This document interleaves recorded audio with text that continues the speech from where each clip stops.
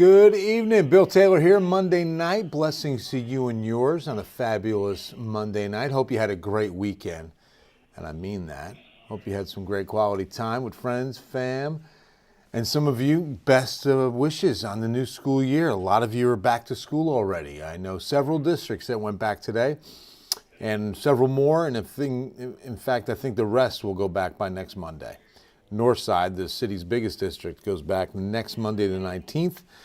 So best of luck and a prayer of peace and best wishes to all our teachers and students on an awesome school year, the best one yet, the best one yet. Jacob, what's going on? Happy Monday night. Beef tacos, love it.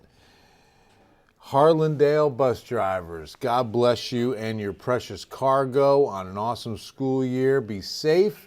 And that's a reminder to everybody else, be safe, especially in school zones. Please pay attention to when you're in a school zone more than when you're not in one. Pay attention, period, but especially when you're in a school zone. Especially when you're in a school zone. All right, let's take a look at what we've got out there. I want to show you the highs today. A triple-digit Monday afternoon of 100 in the city. 103 Pleasanton. New Braunfels 101 with Floresville, Hondo, Uvalde. 104 San Marcos, but the real story there today, they got up to 100 and, 16, I think it was. It was unbelievable, the heat index up there today. I think it was at least 114 or 115. It was 111 Seguin. New Braunfels hit 110. It was just a blistering afternoon of humidity. 105 the high today, the high in Del Rio. So sometimes the wind is helping in the evening hours. Between about a 15 and 18 mile per hour gust can be expected late evening, nighttime hours. That helps. If the air's moving, it sure does help, right? Hello, Nicole. Good to see you. What's happening? But here's the problem. Even though the wind speeds are helping and they pick up a little bit, takes the edge off the heat, look what it does, because it's all coming from the southeast and the Gulf of Mexico. So the dew points are staying in the 70s all week into next week. No break on the dew points, no cold fronts. We can't change out this air mass, so the air is not going to dry. Now, with that southeast wind does come a chance. You can see a couple of sea breeze showers, but not much in the afternoon or evening. I had a 10% chance in. According to this model, I should probably drop that too. But this evening weather is the best, right, Nicole? I mean, this is the time to get out, enjoy a nice after-dinner stroll. All right, so here's what the dew point is going to do to the feels-like temperature. Tomorrow afternoon, we go with 104. Okay. I mean, San Antonio today got up to 107. Here's a look at Wednesday, 107. Okay, so could have probably had one issued today, but beginning Wednesday with what we expect to see Wednesday, Thursday, Friday, Saturday, weather impact alert days, 4 days in a row. Heat index between, say, 105 and 110, especially San Antonio, Metro. Hey, Gabriella, love you too.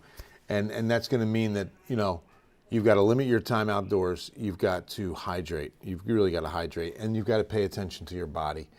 And you've got to swing by a San Antonio fire station with a brand new box fan. Please do that.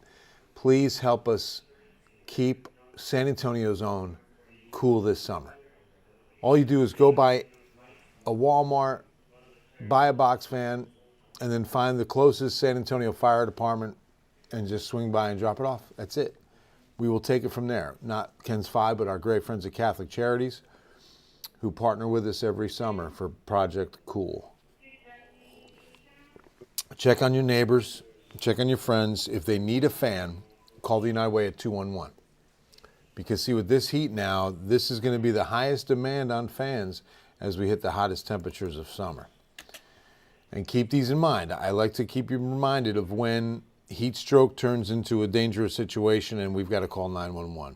When you stop sweating, when you get the migraine headache, when your body temp is going up, you're faint, you're dizzy, there's nausea and vomiting. I mean, that's a serious situation. Your body's designed to give you the warning signs. Please just make sure you're paying attention. Happy Monday, Lynette.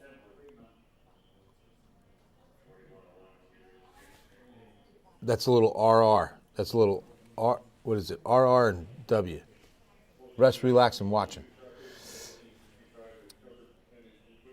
Hey, Bill, HVAC community out here looking forward to keeping our vulnerable population cool. Speak on how much fans can help. Oh, it's incredible. And always make sure counterclockwise if it's a ceiling fan.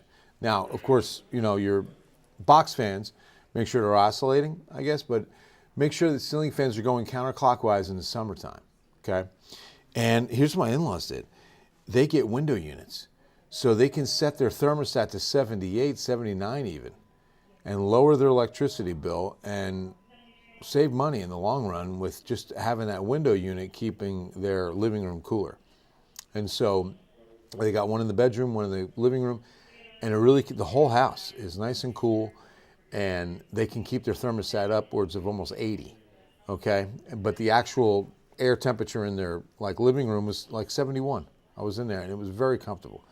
And so that makes all the difference, especially again with your bill, because remember, the central unit can only cool 20 degrees below what your outside temperature is. So if you think about it, if we're hitting 100, if you've got your thermostat set at anything more than, or I should say lower than, 75, it's on all day. Okay, 75 or less, it's on all day. So, here is Ernesto, 40-mile-per-hour winds, a minimal tropical storm, moving west at 28 miles per hour. Pressure's pretty high, 1,009 millibars. It's always when it dips below 1,000, that's when we can start paying a lot more attention to this storm. But you don't see a whole lot of organization with this. Let me get the exact numbers on it. We've got it moving again pretty quickly. It is exactly 530 miles east-southeast of San Juan. Excuse me. There's a yawn. And the center has got a west-northwest motion. And we're expecting it to slow down on that 28 mile per hour speed, forward speed, that is. But we are expecting strengthening. So if I show you what we expect this storm to do, you'll see it go to Cat 1. Let's back this up now. Hold on one second. Right there.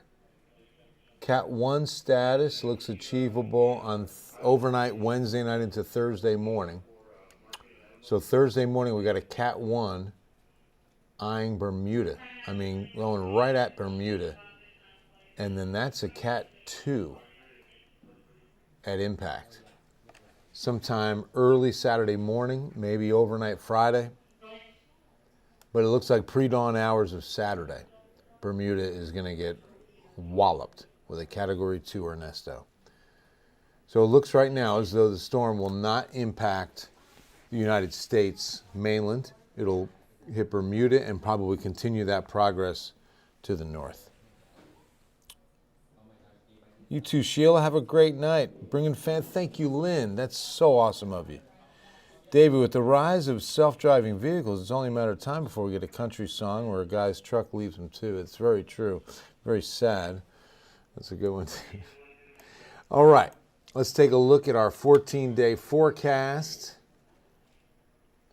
Oh, wait a minute. Let me update this real quick. Okay. It's our beautiful Go Rio River Cruise heading through. 4 days of weather impact alert days because of the excessive heat.